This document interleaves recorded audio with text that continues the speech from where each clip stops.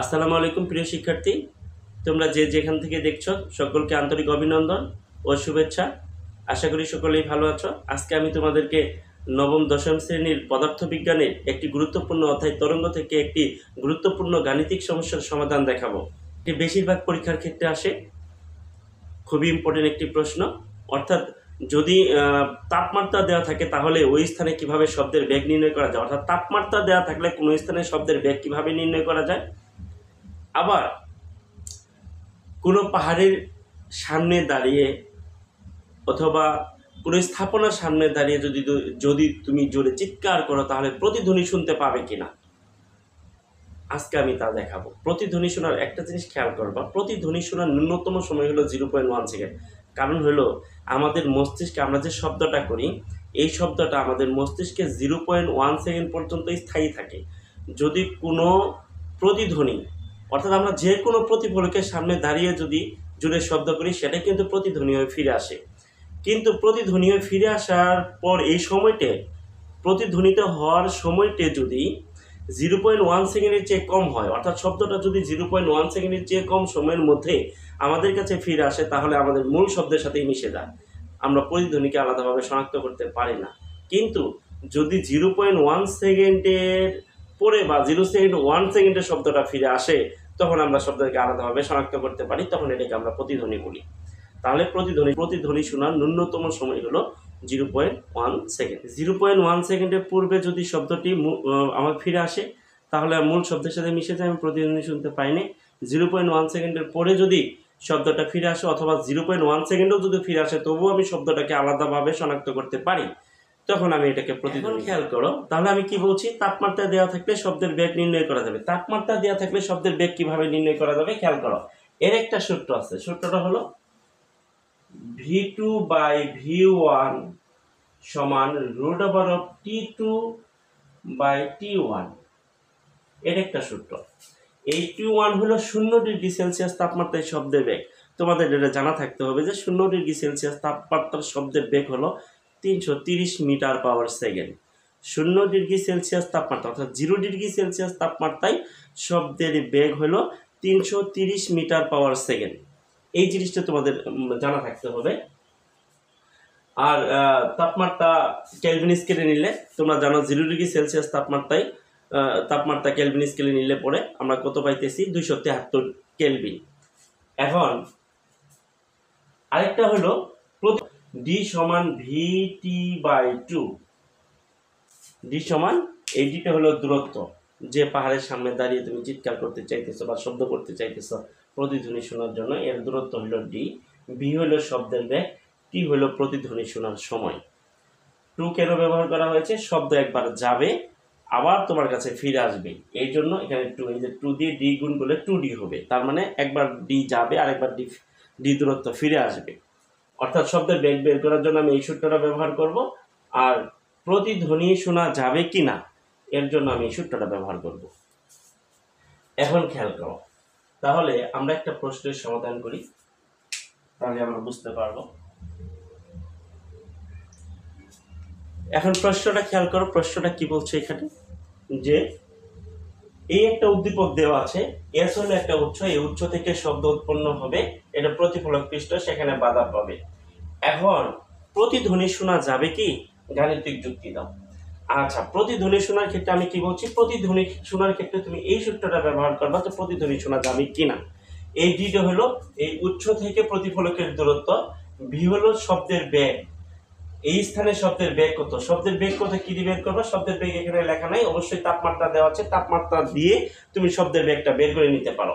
আর টি হলো সময়, এই সময়টা তুমি বের করবা। প্রতিধ্বনি শোনার ন্যূনতম সময় আমি কত বলেছিলাম, 0.1 সেকেন্ড।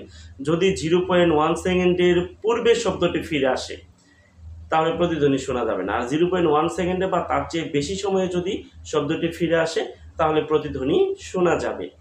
তাহলে আমরা দেখি, তাহলে আমার কি লাগবে, শোনা যাবে কিনা, প্রতিধ্বনি শোনা যাবে কিনা, এটার জন্য আমার সূত্র কোনটা ব্যবহার করতে হবে, ডি সমান ভিটি বাই 2। এই ভিটা কি শব্দের বেগ, শব্দের বেগ এখানে দেওয়া নেই, কি দেওয়া আছে, তাপমাত্রা। যদি তাপমাত্রা দেওয়া থাকে তাহলে শব্দের বেগ আমি কোন সূত্র দিয়ে ব্যবহার করব, কোন সূত্র দিয়ে বের করে ফেলবো, এই সূত্র দিয়ে বের করে ফেলবো।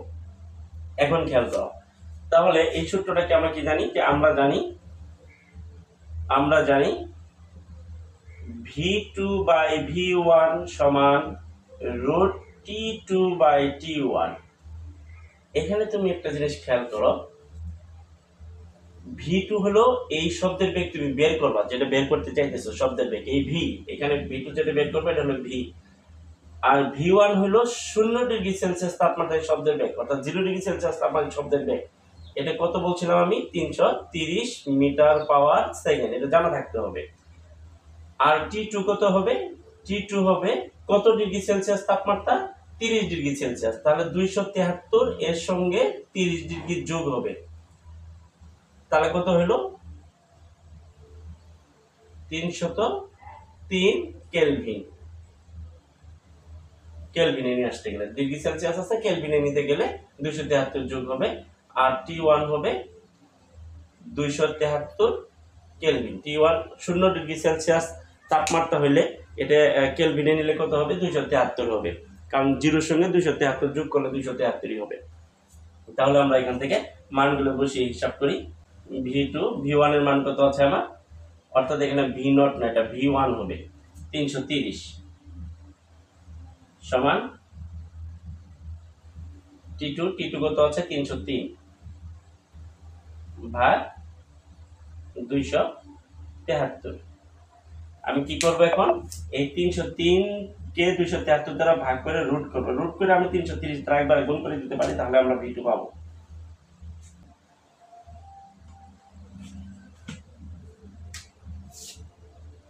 $347.66 এত মিটার পাওয়ার সেকেন্ড।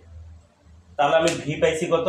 347.66 মিটার পাওয়ার সেকেন্ড। এখন আবার খেয়াল করো, আমি কি নির্ণয় করব? প্রতিধ্বনি শোনা যাবে কিনা এর জন্য ন্যূনতম সময়টা আমি বের করব। এখানে সময়টা আমি বের করে নেব। তাহলে আবার ডি সমান ভিটি বাই 2। এখন খেয়াল করো, ডি এর মান কত আছে? এখানে ডি এর মান কত আছে? 18 মিটার। ডি সমান আমি কত পাইতেছি? 18 মিটার। ভি সমান 347.66 মিটার। এখন মান বসাও তুমি। ডি এর মান 18, ভি এর মান 347.66 ইন্টু টি বাই 2। এখন আর গুণ করে কত আসতেছে? এর নিচে মনে মনে মান আছে 347.66 টি 18 দোকানে কত হলো? 36। এখন যদি তুমি টি এখানে রাখো, 36 বাই 347.66, এখন ভাগ করো। 0 কত আসতেছে? 0.103 এত সেকেন্ড। আমি আগে বলেছিলাম যে যদি 0.1 সেকেন্ড হয় তাহলে প্রতিধ্বনি শোনা যাবে। এই যে 0.1 সেকেন্ড, তার চেয়েও বেশি অবশ্যই প্রতিধ্বনি শোনা যাবে। তাহলে এখানে লিখবা অবশ্যই প্রতিধ্বনি শোনা যাবে। তাহলে কি করবা? খেয়াল করো, যদি তাপমাত্রা দেওয়া থাকে এই সূত্র ব্যবহার করে তুমি শব্দের বেগ বের করে নিবা প্রতিধ্বনি শোনা যাবে কিনা। তখন ডি সমান ভিটি বাই 2। ডি হলো উৎস থেকে প্রতিফলকের দূরত্ব ডি, আর বি হলো যে শব্দের বেগটা তুমি বের করবা সেটা, আর টি বের করবা। টি এখন দুইটা মান বসায় দিলে টি এর মান বের হবে। টি এর মান যদি 0.1 সেকেন্ডের চেয়ে কম আসে তাহলে প্রতিধ্বনি শোনা যাবে না, আর 0.1 সেকেন্ড যদি আসে অথবা তার চেয়ে বেশি আসে তাহলে প্রতিধ্বনি শোনা যাবে। তাহলে তুমি লিখবা অতএব প্রতিধ্বনি শোনা যাবে।